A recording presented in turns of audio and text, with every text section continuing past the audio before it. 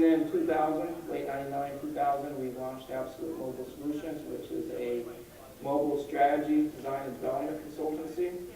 And we found that most of our work was in Europe. And then from there, we got work in Australia, New Zealand, Israel. Here in the States, we had work, but it was a very small percentage of our global revenue.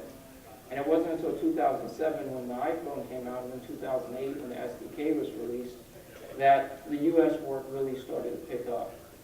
One thing I discovered was the ways in which mobile was being used in other parts of the world was different than what we were doing here in the U.S. There was more, in my opinion, strategic thought behind their mobile initiatives, whereas here it seemed to happen so fast. There it had built up over decades, really. Here, the iPhone came out, and the next day everyone had to have an app. So there wasn't a lot of strategic thought going into app development here in the States, or mobile website, or mobile in general.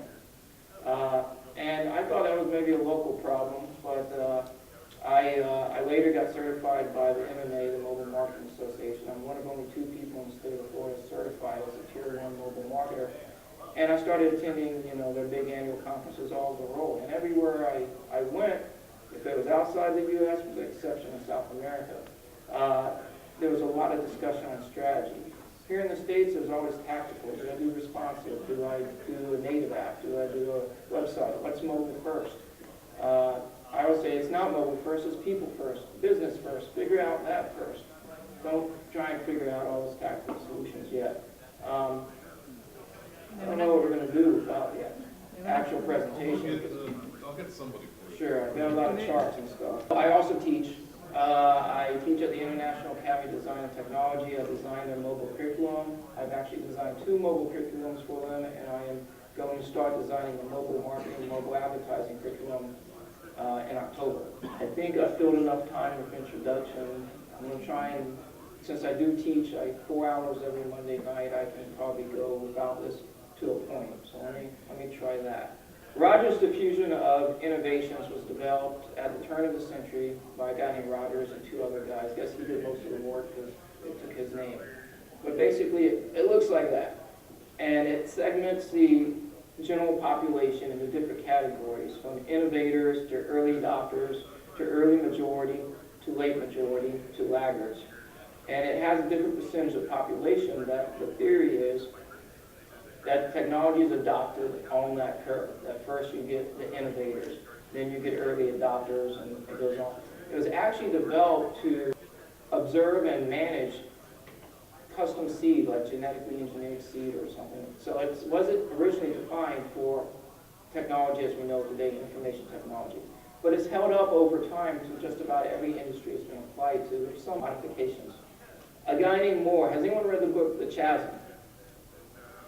Nobody. Okay, this guy Moore adapted Rogers' curve, and he added a chasm, which was a gap between early adopters and early majority.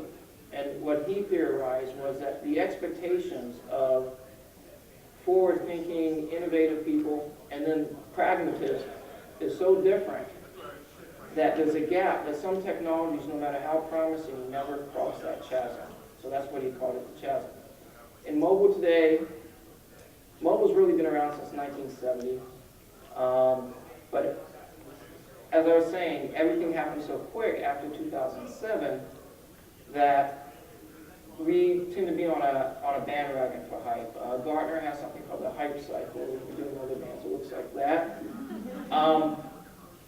Which basically says that as new technology comes out, so much hype builds up around it that you get inflated expectations, and then you get what's called the trial of disillusionment, followed by the plateau of productivity.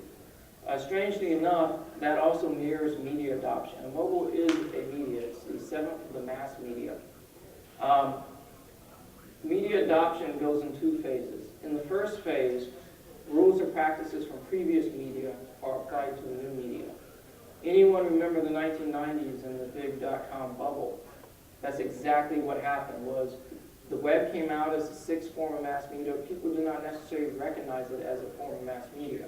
They do not look at the unique characteristics of the medium. Instead, they applied rules from print media as well as radio, television, all the other rules they were trying to apply to the medium, and it didn't work. But there was so much money, so much hype, that expectations got inflated, then it burst, and it collapsed. Now we have what's called Web 2.0, which is really the second phase of media adoption, which is where you start exploring the unique characteristics of the mass media.